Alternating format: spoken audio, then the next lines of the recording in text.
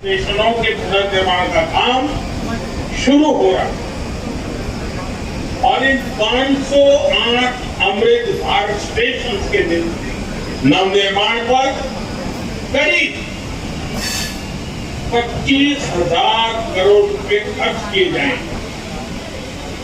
आप कल्पना कर सकते हैं, ये देश के इंफ्रास्ट्रक्चर के लिए, रेलवे के लिए और सबसे बड़ी बात है मेरे देश के सामान्य नागरिकों के लिए ये कितना बड़ा अभियान होने वाला है। इसका लाभ देश के लगभग सभी राज्यों को मिलेगा। जैसे यूपी में इसके लिए करीब 4,500 करोड़ रुपए के खर्च से 55 अमृत स्टेशन को विकसित किया है। राजस्थान के भी 55 railway station Amrit Bharat station बनेंगे। एमपी में 1,000 करोड़ रुपए के खर्च से 34 स्टेशन का कायाकल्प होने वाला है। महाराष्ट्र में 44 स्टेशन के विकास के लिए 1,500 करोड़ रुपए से ज्यादा खर्च होंगे। तमिलनाडु, कर्नाटका और केरला के भी प्रमुख स्टेशन को अमृत भारत स्टेशन के रूप में विकसित किया जा रहा है।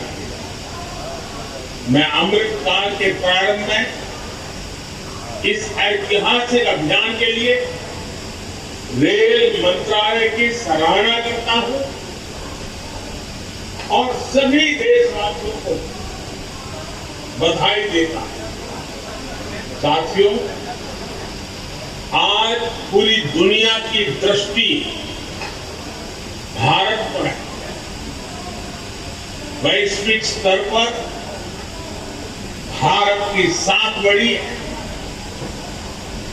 भारत को लेकर दुनिया का रवैया बदला है और इसकी दो प्रमुख बातें हैं, दो मुख्य वजह हैं। पहली, आप देशवासी, भारत के लोगों ने करीब 3 दशक बाद, 30 साल बाद देश में पूर्ण बहुमत की सरकार बनाई। वो पहली वजह। और दूसरी वजह है, पूर्ण बहुमत की सरकार ने उसी स्पष्टता के साथ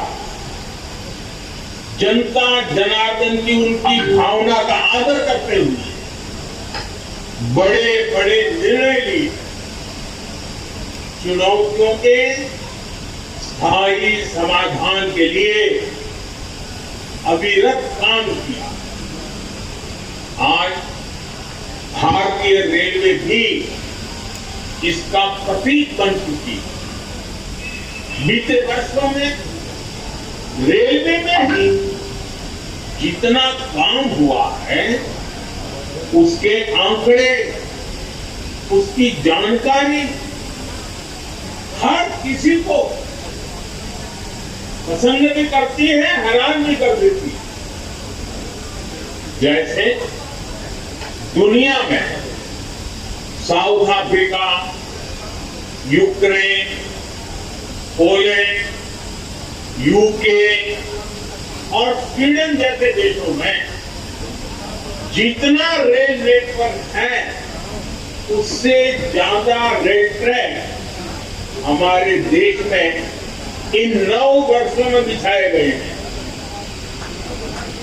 अब कल्पना करिए स्केल, साउथ कोरिया, न्यूजीलैंड और ऑस्ट्रेलिया जैसे देशों का जितना रेल नेटवर्क है, उससे ज्यादा ट्रैक भारत ने अकेले पिछले साल बनाए हैं। एक साल में भारत में आज आधुनिक ट्रेनों की संख्या भी तेजी से बढ़ रही है। देश का लक्ष्य है कि रेलवे की यात्रा हर यात्री की, हर नागरिक की सुलभ भी हो और सुखद भी हो। अब ट्रेन से लेकर स्टेशन तक आपको एक बेहतर, एक उम्दा से उम्दा एक्सपीरियंस देने का प्रयास है। प्लेटफॉर्म पर बैठने के लिए बेहतर सीटें लग रही हैं, अच्छे वेटिंग रूम बनाए जा रहे हैं। आज देश के हजारों रेलवे स्टेशनों पर मुफ्त वाईफाई की सुविधा है। हमने देखा है इस मुफ्त इंटरनेट का कितने ही युवाओं ने लाभ उठाया। पढ़ाई करके वो अब बहुत कुछ अपने जीवन में सिद्धियां प्राप्त कर चुके हैं। साथियों, ये इतनी बड़ी सिद्धियां हैं, जिस प्रकार से रेलवे में काम हुआ है, किसी भी पीएम का मन कर जाएगा कि इनका जिक्र 15 अगस्त को लाल किले से करें। और जब 15 अगस्त सामने है तो मन बहुत ही लालायित होता है कि उसी दिन इसकी चर्चा करूं। लेकिन आज एक इतना विराट आयोजन हो रहा है, देश के कोने कोने से लोग जुड़े हैं, इसलिए मैं अभी ही इस बात पर इतने विस्तार से चर्चा कर। साथियों, रेलवे को हमारे देश की लाइफलाइन कहा जाता है, लेकिन इसके साथ ही हमारे शहरों की पहचान भी शहर के रेलवे स्टेशन से जुड़ी होती है। समय के साथ ये रेलवे स्टेशन अब हार्ट ऑफ द सिटी बन गए। शहर की सारी प्रमुख गतिविधियां रेलवे स्टेशनों के आसपास ही होती हैं। इसलिए आज बहुत आवश्यक है कि हमारे रेलवे स्टेशनों को नए आधुनिक स्वरूप में ढाला जाए। रेलवे की जगह का ऑप्टिमम यूटिलाइजेशन किया जाए। साथियों, जब देश में इतने सारे नए आधुनिक स्टेशन बनेंगे तो उससे विकास को लेकर एक नया माहौल भी बनेगा। देशी विदेशी कोई भी पर्यटक जब ट्रेन से इन आधुनिक स्टेशनों पर पहुंचेगा तो राज्य की, आपके शहर की पहली तस्वीर उसे जरूर प्रभावित करेगी। वो यादगार बन जाए। आधुनिक सेवाओं के कारण पर्यटन को बढ़ावा मिलेगा। स्टेशन के आसपास अच्छी व्यवस्थाएं होने से आर्थिक गतिविधियों को भी बढ़ावा मिलेगा। सरकार ने स्टेशनों को शहर और राज्यों की पहचान से जोड़ने के लिए वन स्टेशन वन प्रोडक्ट योजना भी शुरू की है। इससे पूरे इलाके के लोगों, कामगारों और कारीगरों को फायदा होगा। साथ ही जिले की ब्रांडिंग भी होगी। साथियों, आजादी के अमृत काल में देश ने अपनी विरासत का गर्व का भी संकल्प लिया। ये अमृत रेलवे स्टेशन उसके भी प्रतीक बनेंगे, हमें गर्व से भर देंगे। इन स्टेशन में देश की संस्कृति और स्थानीय विरासत की झलक दिखे। जैसे जयपुर रेलवे स्टेशन में हवा महल, आमेर फोर्ट जैसी राजस्थान की धरोहरों की झलक होगी। जम्मू कश्मीर का जम्मू तवी रेलवे स्टेशन प्रसिद्ध रघुनाथ मंदिर से प्रेरित होगा। नागालैंड के दिमापुर स्टेशन पर वहां की 16 जनजातियों की लोकल वास्तुकला दिखाई देगी। हर अमृत स्टेशन शहर की आधुनिक आकांक्षाओं और प्राचीन विरासत का प्रतीक बने। देश के विभिन्न ऐतिहासिक स्थलों और तीर्थ स्थानों को जोड़ने के लिए इन दिनों देश में एक भारत गौरव यात्रा ट्रेन, भारत गौरव क्रूज ट्रेन भी चल रही है। शायद आपके ध्यान में आया होगा, उसको भी मजबूती दी जा रही है। साथियों, किसी भी व्यवस्था को ट्रांसफॉर्म करने के लिए जरूरी होता है कि हम उसके पोटेंशियल को पहचानें। भारतीय रेल में तो ग्रोथ को रफ्तार देने का अपार पोटेंशियल है। इसी सोच के साथ बीते 9 वर्ष हमने रेल में रिकॉर्ड इन्वेस्टमेंट किया। इस साल के रेलवे को 2.5 लाख करोड़ रुपए से ज्यादा का बजट दिया गया है। ये बजट 2014 की तुलना में 5 गुना ज्यादा है। आज एक होलिस्टिक सोच के साथ रेलवे के समग्र विकास के लिए काम हो रहा है। इन 9 वर्षों में लोकोमोटिव उत्पादन में भी 9 गुना की वृद्धि हुई है। आज देश में पहले की अपेक्षा 13 गुना ज्यादा LLP कोच बन रहे हैं। साथियों, नॉर्थ ईस्ट में रेलवे के विस्तार को भी हमारी सरकार ने प्राथमिकता दी।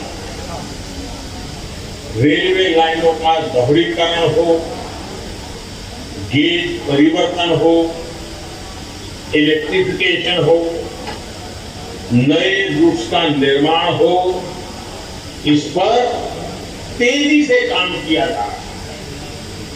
जल्द ही पूर्वोत्तर के सभी राज्यों की राजधानियां रेलवे नेटवर्क से जुड़ जाएगी। नागालैंड में 100 साल बाद दूसरा रेलवे स्टेशन बना है। नॉर्थ ईस्ट में नई रेल लाइनों की कमीशनिंग भी पहले के मुकाबले 3 गुना ज्यादा हो रही है। साथियों, पिछले 9 वर्ष 2200 किलोमीटर डेडिकेटेड फ्रेट कॉरिडोर भी बनाए गए हैं। इसकी वजह से माल गाड़ियों के ट्रेवल टाइम में काफी कमी आई है। दिल्ली NCR से वेस्टर्न पोर्ट तक, चाहे गुजरात के समुद्री तट हो या महाराष्ट्र का समुद्री तट हो, पहले जो सामान ट्रेन से पहुंचाने में एवरेज औसतन 72 घंटे लगते थे, आज वही लगेज, वही सामान, वही फूड 24 घंटे में पहुंच जाता। ऐसे ही दूसरे रूट पर भी टाइम में 40% की कमी आई है। ट्रैवल टाइम में कमी आने का मतलब है कि मालगाड़ियों की गति बढ़ी है और सामान भी अब ज्यादा तेजी से पहुंच रहा है। इसका बड़ा लाभ हमारे उद्यमियों, कारोबारियों और खास करके हमारे किसान भाई बहनों को हो रहा है। हमारी फल सब्जियां अब ज्यादा तेजी से देश के एक कोने से दूसरे कोने तक जा रही है। जब देश में इस तरह का ट्रांसपोर्टेशन तेज होगा तो उतनी ही तेजी से भारत के जो उत्पाद है, हमारे छोटे मोटे कारीगर, हमारे लघु उद्योग जो कुछ भी उत्पादन करते हैं, वो सामान विश्व बाजार में भी तेजी से पहुंचेगा। साथियों, आप सभी ने देखा कि पहले रेलवे ओवरब्रिज का कम होने के कारण कितनी दिक्कतें आती थी। 2014 से पहले देश में 6000 से भी कम रेलवे ओवरब्रिज और अंडरब्रिज थे। आज ओवरब्रिज और अंडरब्रिज की संख्या 10,000 से ज्यादा हो गई है। देश में बड़ी लाइन पर मानव रहित क्रॉसिंग की संख्या भी शून्य हो चुकी है। रेलवे और रेलवे प्लेटफॉर्म पर यात्री सुविधाओं के निर्माण में आज बुजुर्गों की, दिव्यांगजनों की जरूरतों का विशेष ध्यान रखा जा रहा है। साथियों, हमारा जो भारतीय रेलवे को आधुनिक बनाने के साथ ही पर्यावरण फ्रेंडली बनाने पर भी है। बहुत जल्द भारत के 100% रेल ट्रैक इलेक्ट्रिफाइड होने जा रहे हैं। यानी कुछ ही वर्षों में भारत की सारी ट्रेनें सिर्फ बिजली से चला करेगी। इससे पर्यावरण की कितनी बड़ी मदद होगी, आप अंदाजा लगा सकते हैं। 9 वर्षों में सोलर पैनल से बिजली बनाने वाले रेलवे स्टेशनों की संख्या भी 1200 से ज्यादा हो गई है। लक्ष्य यही है कि आने वाले समय में सभी स्टेशन ग्रीन एनर्जी बनाएं। हमारी ट्रेनों के करीब 70,000 डिब्बे, 70,000 कोचेज में एलईडी लाइट्स लगाई जाती है। ट्रेनों में बायो टॉयलेट की संख्या भी 2014 के मुकाबले 28 गुना ज्यादा हो गई है। ये जितने अमृत स्टेशन बनेंगे, ये भी ग्रीन विलेज के मानकों को पूरा करेंगे। 2030 तक भारत एक ऐसा देश होगा जिसकी रेलवे नेट जीरो एमिशन पर चलेगी। साथियों, रेल ने दशकों से हमें अपनों से मिलने का बहुत बड़ा अभियान चलाया है, काम किया है। एक प्रकार से देश को जोड़ने का भी काम किया है। अब ये हमारी जिम्मेदारी है कि हम रेल को एक बेहतर पहचान और आधुनिक भविष्य से जोड़े और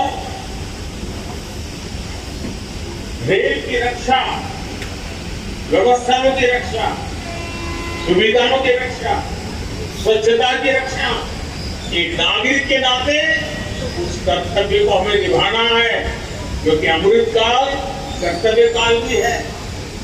लेकिन साथियों, कुछ बातें जब हम देखते हैं तो मन को पीड़ा भी होती है। दुर्भाग्य से हमारे देश में विपक्ष का एक धड़ा आज भी पुराने धरे पर चल रहा है। वो आज भी खुद को कुछ करेंगे नहीं, और किसी को करने भी नहीं देंगे। न काम करेंगे न करने देंगे। ये रवैये पर अड़े हुए हैं। देश ने आज की और भविष्य की जरूरतों की चिंता करते हुए संसद की आधुनिक इमारत बनवाई। संसद देश के लोकतंत्र की प्रतीक होती है। उसमें पक्ष विपक्ष सबका प्रतिनिधित्व होता है, लेकिन विपक्ष के इस धड़े ने संसद की नई इमारत का भी विरोध किया। हमने कर्तव्य पथ का विकास किया तो उसका भी विरोध किया गया। इन लोगों ने 70 साल तक देश के वीर शहीदों के लिए वॉर मेमोरियल तक नहीं बनाया। जब हमने नेशनल वॉर मेमोरियल बनाया, उसका निर्माण किया, तो इसकी भी सरेआम आलोचना करते हुए कोई शर्म नहीं आई। सरदार वल्लभ भाई पटेल का स्टैच्यू ऑफ यूनिटी आज दुनिया की सबसे बड़ी मूर्ति है। हर हिंदुस्तानी को गर्व होता है।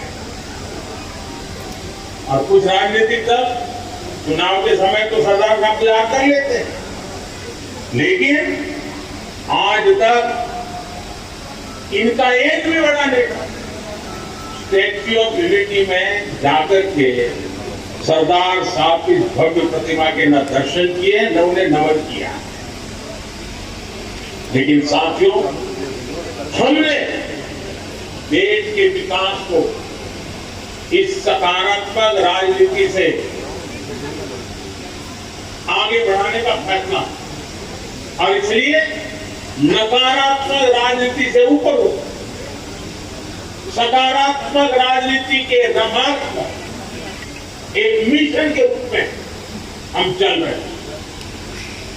किस राज्य में किसकी सरकार है, कहां किसका वोट बैंक है, इस सब से ऊपर उठकर हम पूरे देश में विकास को सर्वोच्च प्राथमिकता दे रहे हैं। सबका साथ सबका विकास, ये धरती पर चरितार्थ करने के लिए जी जान से जुटे। साथियों, पिछले वर्षों में रेलवे युवाओं को जॉब देने का भी बहुत बड़ा जरिया बनी है। करीब 1.5 लाख से ज्यादा युवाओं को अकेले रेलवे में पक्की नौकरी मिली है। इसी तरह इंफ्रास्ट्रक्चर पर लाखों करोड़ के निवेश से लाखों युवाओं को रोजगार मिल रहा है। इस समय केंद्र सरकार 10 लाख युवाओं को नौकरी देने का अभियान भी चला रही है। रोजगार मेलों में लगातार युवाओं को नियुक्ति पत्र मिल रहे हैं। ये बदलते भारत की वो तस्वीर है जिसमें विकास युवाओं को नए अवसर दे रहा है और युवा विकास को नए पंख लगा रहे हैं। साथियों, आज इस कार्यक्रम में बहुत सारे स्वतंत्रता सेनानी हमें आशीर्वाद देने के लिए उपस्थित है। कई पद्म सम्मान प्राप्त महानुभाव भी इस कार्यक्रम की शोभा बढ़ा रहे हैं। हर भारतीय के लिए अगस्त महीना बहुत विशेष महीना होता है। ये महीना क्रांति का महीना, कृतज्ञता का महीना, कर्तव्य भावना का माह। अगस्त में कितने ही ऐतिहासिक दिवस आते हैं जिन्होंने भारत के इतिहास को नई दिशा दी और आज भी हमें प्रेरित करते हैं।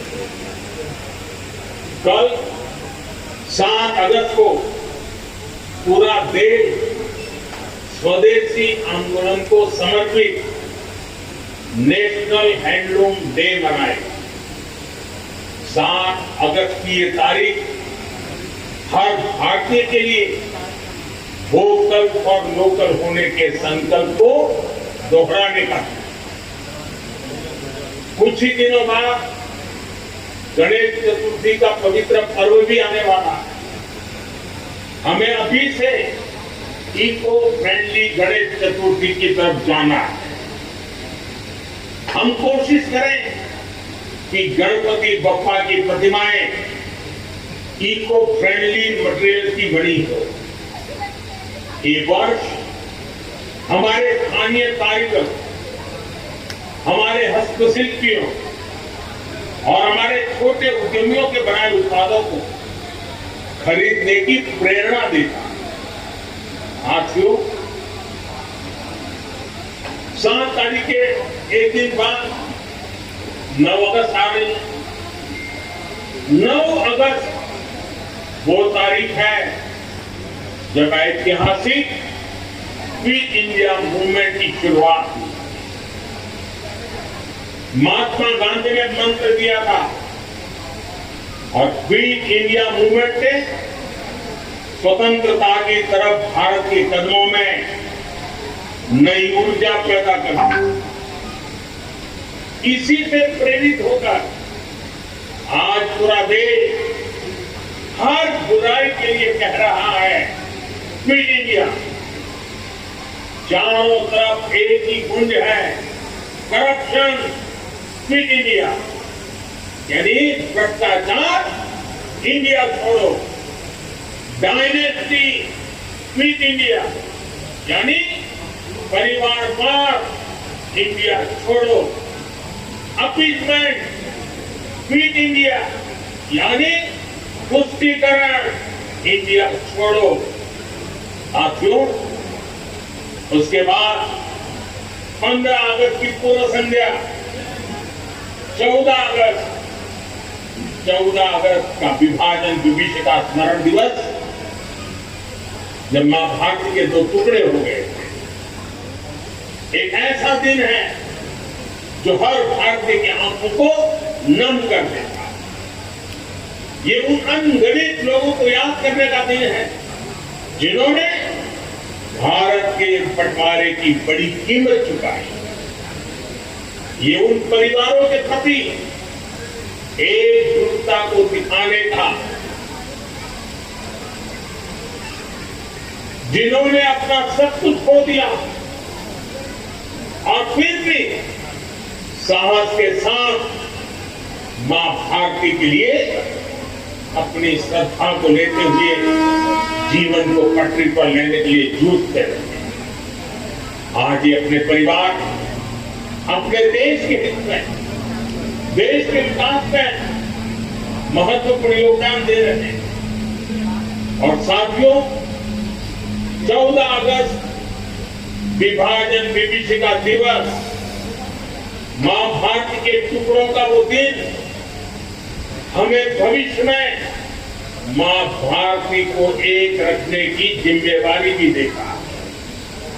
अब इस देश को किसी भी तरह से कोई नुकसान न हो पाए, ये संकल्प करने का समय भी ये विभाजन विभीषिका दिवस 14 अगस्त है। साथियों, देश का हर बच्चा, बुजुर्ग, सब कोई 15 अगस्त का इंतजार करता है। और हमारा 15 अगस्त, हमारा स्वतंत्रता दिवस, हमारे तिरंगे और हमारे राष्ट्र की प्रगति के प्रति हमारी प्रतिबद्धता को दोहराने का समय है। पिछले साल की तरह ही इस बार भी हमें हर घर तिरंगा फहराना, हर घर तिरंगा, हर दिल तिरंगा, हर मन तिरंगा, हर मकसद तिरंगा, हर सपना तिरंगा, हर संकल्प तिरंगा। मैं देख रहा हूं कि अनेक साथी आजकल सोशल मीडिया अपनी तिरंगे वाली डीपी अपडेट कर रहे हैं। हर घर तिरंगा के उद्घोष के साथ फ्लैग मार्च भी निकाल रहे हैं। मैं आज सभी देशवासियों, विशेष रूप से युवाओं को हर घर तिरंगे इस आंदोलन से जुड़ने का और इसका प्रचार प्रसार करने का भी आग्रह करता है। साथियों, लंबे समय तक हमारे देश के लोग यही सोचते थे कि वो जो टैक्स चुका रहे हैं उसका कोई मतलब नहीं है। उन्हें लगता था कि उनकी मेहनत से कमाए हुए पैसों को भ्रष्टाचार में उड़ा दिया जाएगा। लेकिन हमारी सरकार ने इस धारणा को बदल दिया। आज लोगों को महसूस होता है कि उनके पैसे का पाई का उपयोग राष्ट्र के निर्माण में हो रहा है, सुविधाएं बढ़ रही हैं।